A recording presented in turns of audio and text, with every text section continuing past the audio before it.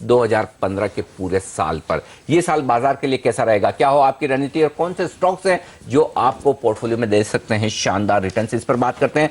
देश की दिग्गज ब्रोकरेज हाउस प्रभुदास लियादर के इन्वेस्टमेंट स्ट्रेटेजी और एडवाइजरी हेड अजय बोडके हमारे साथ कार्यक्रम में शामिल हो रहे हैं। अजय, स्वागत है आपका सीएनबीसी आवाज पर। सबसे पहले नए साल की आपको बहुत सारी शुभकामनाएं।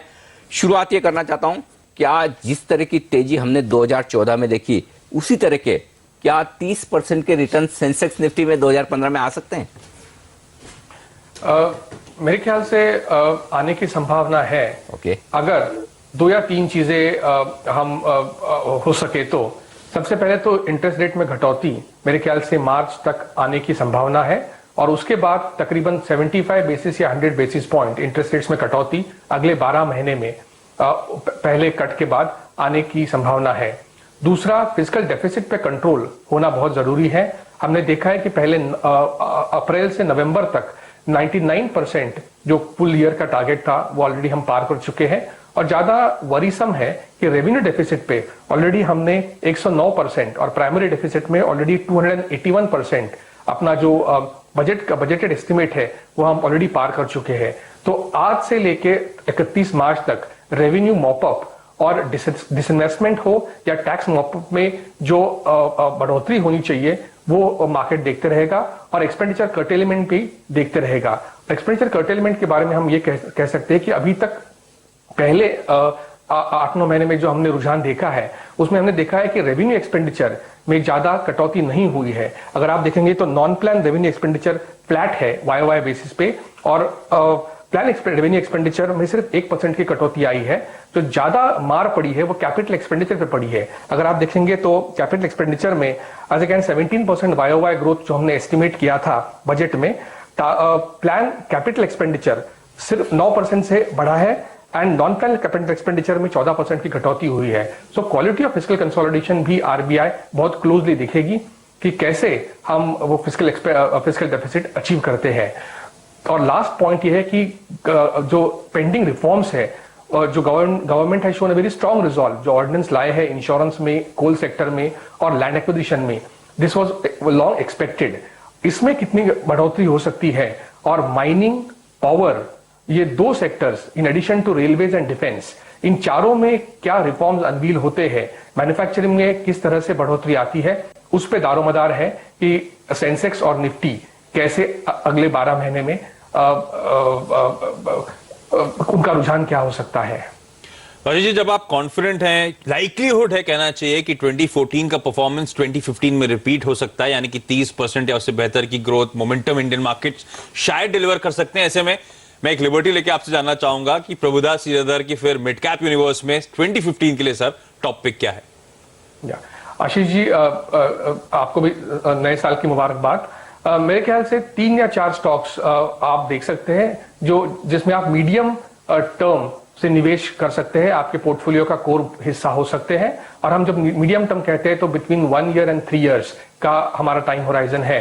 Cummins, which is subsidiary of Cummins USA, one of the strongest companies in the capital goods space.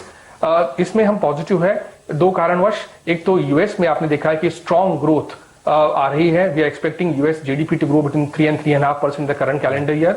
Cummins India is a large supplier of engines to Cummins USA, और काफी सारे और दूसरी ज्योग्राफीज में भी वो एक्सपोर्ट्स करता है। तो इसलिए एक्सपोर्ट्स में हमारा ये मानना है कि मीडियम टर्म में काफी स्ट्रॉन्ग ट्रेंड्स कंटिन्यू कर सकते हैं।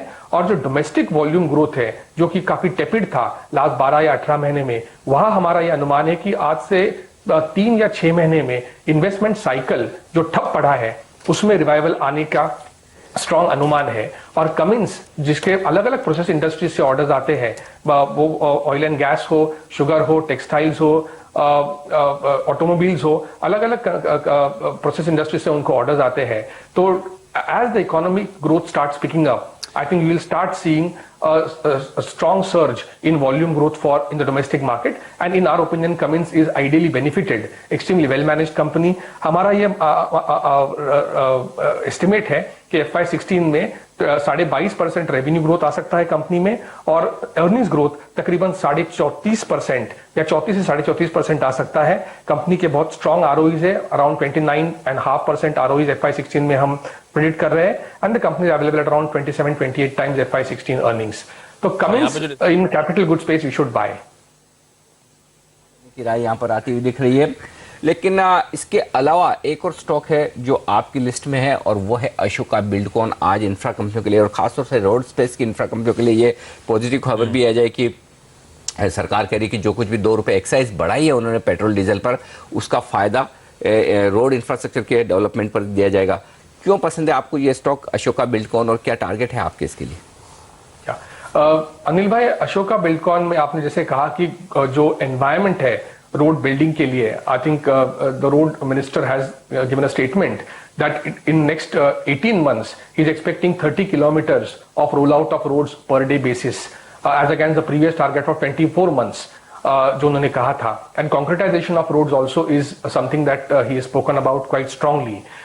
मेरे ख्याल से जो पेंडिंग 10 ऑर्डर्स है वो अगले 6 महीने में आने के काफी संभावना है NHAI से। अगर आप देखेंगे कि पूरे साल में और इवन लास्ट ईयर में the number of orders that had come from NHAI is a very small percentage as compared to at the peak that we had seen around 3 years back, and a lot of companies were saddled with high debt levels, as a result of which execution of those orders on BOT basis में ज्यादा interest नहीं आ रहा था। इसलिए सरकार ने ये जाना है कि अगर आपको रोड बिल्डिंग सेक्टर में फिर से एक चालना देनी है उसको, तो हमें EPC बेसिस पे ऑर्डर्स बिड करने चाहिए। Lot of the industry has welcome this proposal, and मेरे ख्याल से जैसे लार्ज टेंडर्स आएंगे NHAI के, तो काफी कंपनीज इसमें बेनिफिट कर सकते हैं। The big daddy L&T will be a large beneficiary, लेकिन हमारा अनुमान है कि अशोका बिल्डकॉन, जिसके पास 2000 करोड़ का टोटल ऑर्डर बुक है, अगले 18 या 24 महीने में there is a possibility if the orders come then the order book can possibly double, and we are expecting Ashoka Buildcon a revenue growth of around 29% in FY16, and the company is available at just around 20-21 times FY16 earnings. I think this the company is ideally placed to benefit from a pickup in the orders that would come from the NHAI. चलिए, NHAI से जो तमाम orders आएंगे उसके लिए बेहतरीन तरह से प्लेस अशोका बिल्डकॉन, जिसको भरपूर फायदा मिलेगा, और स्टॉक इनफैक्ट आज ट्रेडिंग सेशन में दिन के हाईस पे 6 से 7% की तेजी के साथ कामकाज करता हुआ। तो 2015 के लिए पहला स्टॉक था कमिंस, दूसरा है अशोका बिल्डकॉन। और कौन से स्टॉक्स हैं प्रभुदास लीलाधर के रडार पे 2015 के लिए जानेंगे अजय बोटके से इस छोटे से ब्रेक के बाद। ब्रेक के बाद आपका स्वागत है, और हमारे साथ प्रभुदास लीलाधर के अजय बोटके बने हुए हैं। अब तक अजय से जो बातचीत हुई है उसका जिस बता दूं आपको। अजय मानते हैं 2015 में 2014 की जो परफॉर्मेंस है वो शायद चांसेस हैं कि वो रिपीट हो सकती है, यानी कि 30-31% के आसपास के जबरदस्त रिटर्न्स या उससे बेहतर 2015 में डिलीवर हो सकते हैं। जो स्टॉक्स जिन पे आपको दाव लगाना चाहिए, कमिंस और अशोका बिल्डकॉन, अब तक इन पे बातचीत हुई है। अजय, इसके अलावा कौन सा स्टॉक होगा आपके रडार पे सर? आशीष, IT में माइंडट्री पे हम काफी पॉजिटिव है, हमारे एनालिस्ट काफी पॉजिटिव है। वहां इनका अनुमान है कि इस साल तकरीबन 19% रेवेन्यू ग्रोथ के आसार है, followed by very strong around 22% sales growth in FY16, and in terms of bottom line I think a stronger growth of around 23% in PAT for this year, followed by around 32% in next financial year is what we are predicting. And the company has sort of very strong ROEs of around 29.5% in current financial year estimating, which will more or less remain steady in next financial year, and it is trading at an attractive around 13.8 times. So we are expecting that the company's results also should surprise the analysts on the upside, and the stock should form part of core portfolio with a 1 to 3 year perspective. करते Ashoka Buildcon तो 9% की तेजी दिखा रहा है, 155 के levels पे इस समय कामकाज कर रहा है। आपका 2015 में इस काउंटर को लेकर टारगेट क्या है sir? Our 1 year target in Ashoka Buildcon is around 175-180. Okay, last pick के तौर पर आपने JK लक्ष्मी सीमेंट को चुना है, क्विकली इसके बारे में कॉल दें और टारगेट भी। या Anil bhai, JK Lakshmi, we are expecting a strong volume growth to come up, and the company should end up with around 12.5 million tons of total capacity a year and a half from now. Company's geographical spread also will improve, and it will, with the exception of South, it will have presence in almost all the other geographies. It will alleviate, sort of, mitigate the risk to that extent from being present only in one geography or two geographies. यहाँ पे we are expecting in JK Lakshmi a growth of around 33% in revenues in FY16 and a growth of around 25 to 26% in bottom line for FY16. And we expect EV per ton basis pay the stock we still feel has a scope for re-rating, and hence we are recommending investors of the medium term perspective to look at JK Lakshmi Cement. Okay तो 2015 की PL की top picks आपकी screen पर आएंगी। Cummins, Ashoka Buildcon, Mindtree और जेके Lakshmi cement. Ajay, हमने market और तमाम स्टॉक्स पे आपसे बातचीत करी, कोई disclosures sir? I think I don't have any holding in any of these scripts, but our clients could have a holding in some of these in all the scripts.